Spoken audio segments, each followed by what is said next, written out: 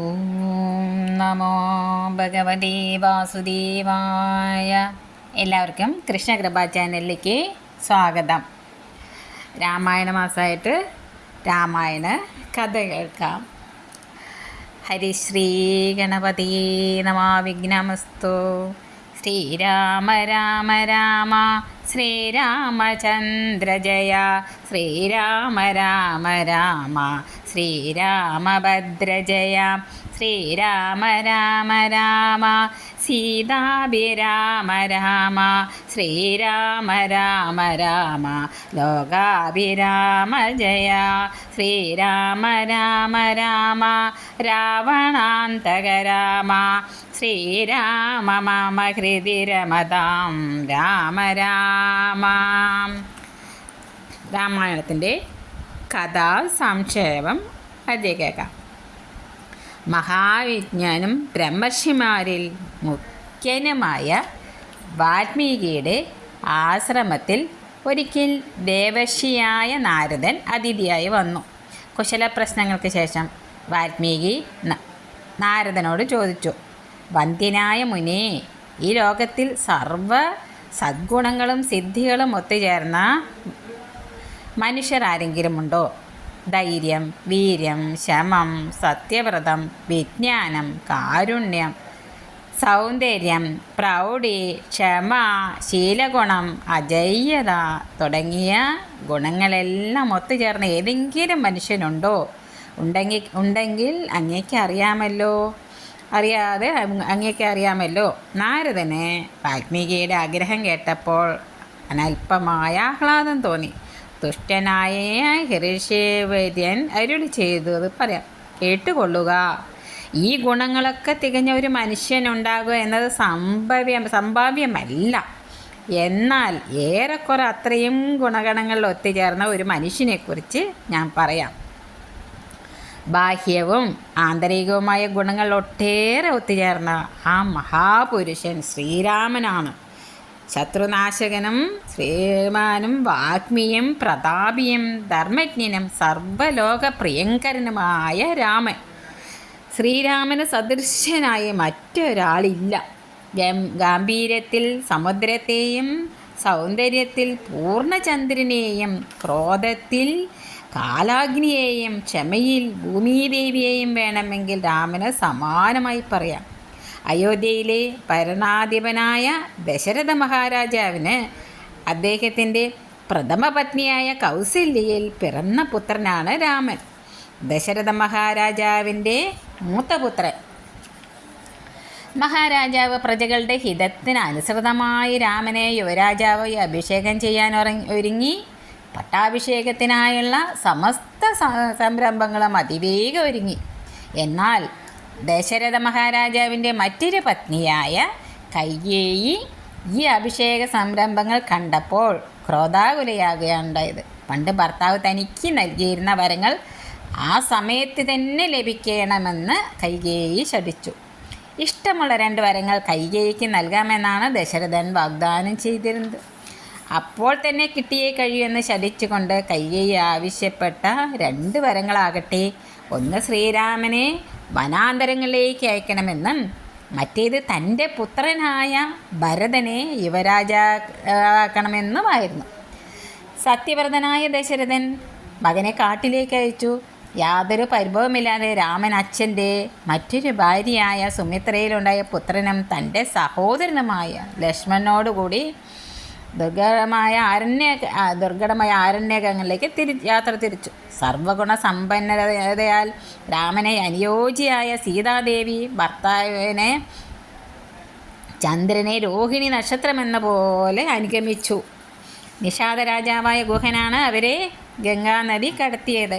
കാട്ടിൽ വെച്ച് രാമൻ ഭരദ്വാജ മുനിയെ കാണുകയും മുനിയുടെ നിർദ്ദേശപ്രകാരം ചിത്രകൂടത്തിൽ വസിക്കാൻ തുടങ്ങുകയും ചെയ്തു. ആ നാളുകളിലാണ് ദശരഥ രാജാവ് ചരമമടഞ്ഞത്. എന്നാൽ യുവരാജാവെ ഭരണം തുടരാൻ ഭരതൻ വിസമ്മതിക്കുകയാണ് ചെയ്തത്. വനാന്തരങ്ങളിലേക്ക് പ്രയാണം ചെയ്ത ഭരതൻ ജ്യേഷ്ഠനെ കണ്ട് വന്ദിച്ചുകൊണ്ട് ജ്യേഷ്ഠനോട് നാട്ടിലേക്ക് തിരിച്ചു വരണം എന്നാവശ്യപ്പെട്ടു. ഉപേക്ഷിച്ച സിംഹാസനം സ്വീകരിക്കുവാനും അഭ്യർത്ഥിച്ചു. പക്ഷേ അച്ഛൻ്റെ വാക്കിനെ മാനിച്ചുകൊണ്ട് രാമൻ ഭരതൻ്റെ അഭ്യർത്ഥനയെ നിരാകരിക്കുകയാണ് ചെയ്തത്. ഏറെ സാന്ത്വനങ്ങളോടെ ഭരതനെ നാട്ടിലേക്ക് തന്നെ തിരിച്ചയക്കുവാൻ രാമന് കഴിഞ്ഞു. രാമൻ്റെ പാതുകങ്ങളെ മുൻനിർത്തിക്കൊണ്ട് ഭരതൻ രാജ്യതലസ്ഥാനത്ത് ഏറെ ദൂരെയല്ലാത്ത നന്ദിഗ്രാമത്തിൽ വാസമുറപ്പിച്ച് രാജഭരണം നിറവേറ്റി. മുനിവൃത്തികളോട് രാജ്യം ഭരിക്കുന്ന രാജാവായി ഭരതൻ രാമൻ്റെ അഭാവത്തിൽ രാജ്യം ഭരിച്ചുകൊണ്ട് ദിവസങ്ങൾ കഴിച്ചുകൂട്ടി. വീണ്ടും നഗരത്തിൽ നിന്ന് ആളുകൾ എത്തിയെങ്കിലോ എന്ന ആശങ്ക കൊണ്ട് രാമൻ കൂടുതൽ ദുർഗമമായ ദണ്ഡകാരണ്യത്തിലേക്ക് കടന്നു. വിരാതൻ എന്ന രാക്ഷസനെ വധിച്ചത് ആ കാലത്താണ്. ഒട്ടേറെ മുനിമാരെയും രാമൻ സന്ദർശിച്ചു. അഗസ്ത്യ മഹർഷിയുടെ ആശ്രമത്തിൽ നിന്ന് ദേവേന്ദ്രൻ്റെ വില്ലും എപ്പോഴും ബാണങ്ങൾ ഉണ്ടാകുന്ന തുണീരവും ഒരു വാളും രാമൻ നേടി.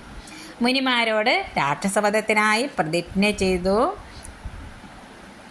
ശൂർപ്പണഖയെ വിരൂപിയാക്കിയതും ആ നാളുകളിൽ തന്നെ.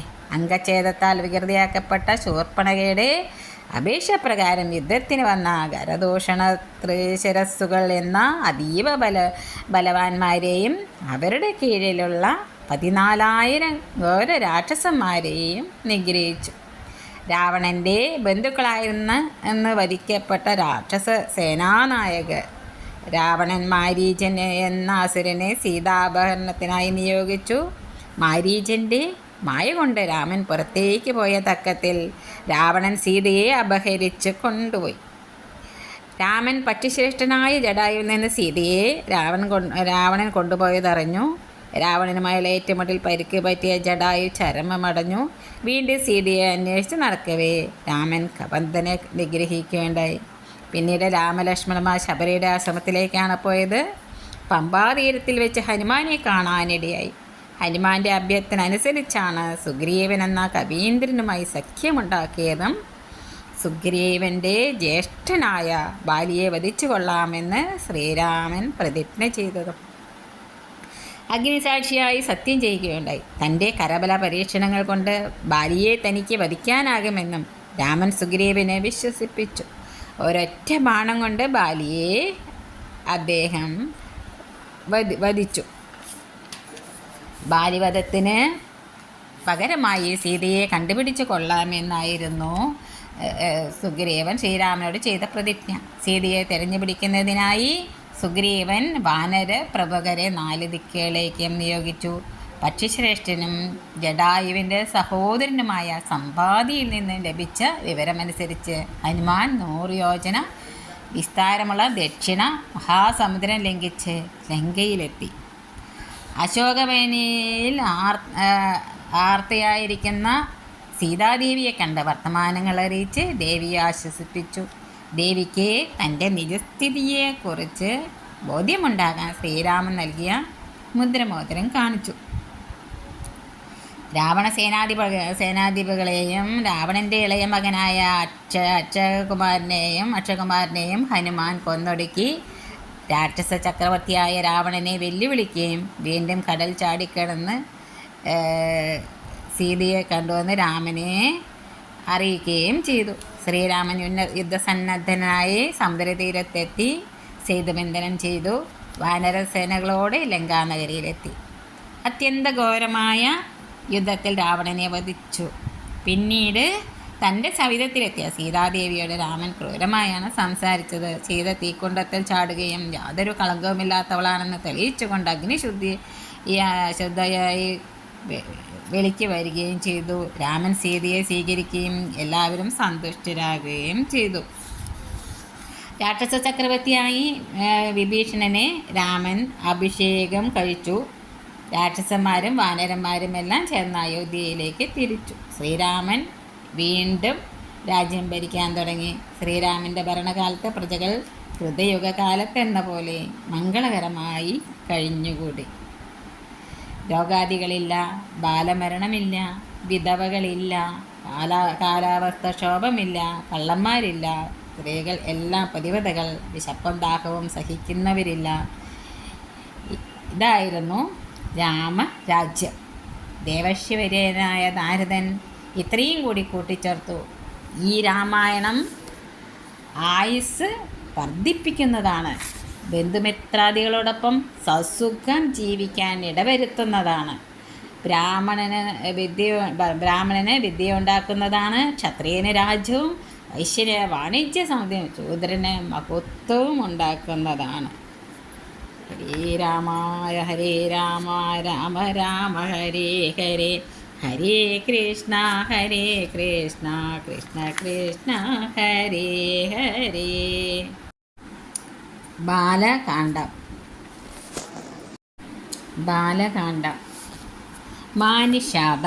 കഥാകഥനത്തിന് ശേഷം വാൽമീകിയും ശിഷ്യരും നാരദ മഹർഷിയെ ഉചിതമായ വിധം പൂജിച്ചാദരിച്ചു. വാൽമീകിയുടെ അനുവാദം വാങ്ങി നാരദൻ ആകാശമാർഗത്തിലേക്ക് അന്തർധാനം ചെയ്തു. പിന്നീട് വാൽമീകി ശിഷ്യരിൽ പ്രധാനിയായ ഭരദ്വാജനുമൊത്ത് സ്ഥാനവന്ദനങ്ങൾക്കായി തമസാ നദിയുടെ തീരത്തെത്തി. സ്ഫടിക നിർമ്മലമായ തമസാ നദിയെ കണ്ട് വാൽമീകി അരുളി ചെയ്തു: ഭരദ്വാജ, സജ്ജനങ്ങളുടെ ഹൃദയം പോലെ തെളിഞ്ഞ ജലം കണ്ടുവോ? നമുക്ക് കുട ഇവിടെ തന്നെ വയ്ക്കാം. മരവിരി തന്നാലും മനോഹരമായി ഈ കടവിലിറങ്ങി നമുക്ക് സ്നാനം ചെയ്യാം. വാൽമീകി മരവിരി വാങ്ങി ഇടതൂർന്ന് നിൽക്കുന്ന വനത്തിൻ്റെ മനോഹരിത്വം ആസ്വദിച്ചുകൊണ്ട് കുറച്ചു നേരം നിലകൊള്ളുകവേ മരക്കൊമ്പിന്മേൽ കളകൂജനത്തോടെ ഇണചേർന്ന് കൊണ്ടിരിക്കുന്ന ക്രൗഞ്ചപക്ഷികളും ഋഷിവര്യൻ്റെ കണ്ണിൽപ്പെട്ടു. ആ മഹാത്മാവിൻ്റെ ഹൃദയം ആർദ്രമായി. ഋഷിവര്യൻ്റെ നോട്ട പക്ഷികളെ തന്നെ ഉറച്ചിരുന്ന വേളയിൽ അതാ ഒരു വ്യാധൻ ക്രൗഞ്ചമിഥുനത്തിലെ ആൺപക്ഷി അമ്പെയ്ത് വീഴ്ത്തുന്നു.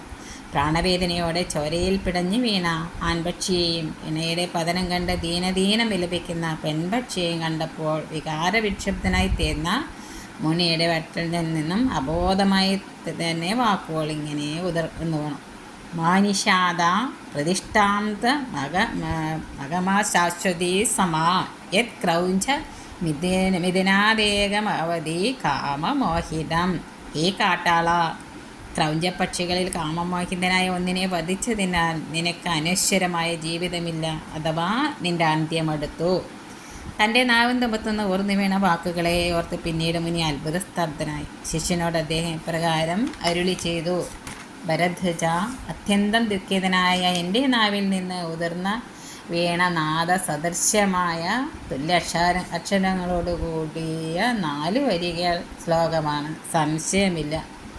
ഗുരുമുഖത്ത് നിന്ന് ഇത്രയും കേട്ടപ്പോൾ ശിഷ്യനും സന്തുഷ്ടനായി. ഗുരുവും ശിഷ്യനും തമസാ നദിയിലിറങ്ങി സ്നാനം ചെയ്ത് ആശ്രമത്തിലേക്ക് മടങ്ങി. അപ്പോഴേക്ക് ഋഷിയുടെ മനസ്സിൽ ക്രൗഞ്ചപക്ഷികളുടെ ചിന്തയാണ് നിറഞ്ഞു നിന്നിരുന്നത്.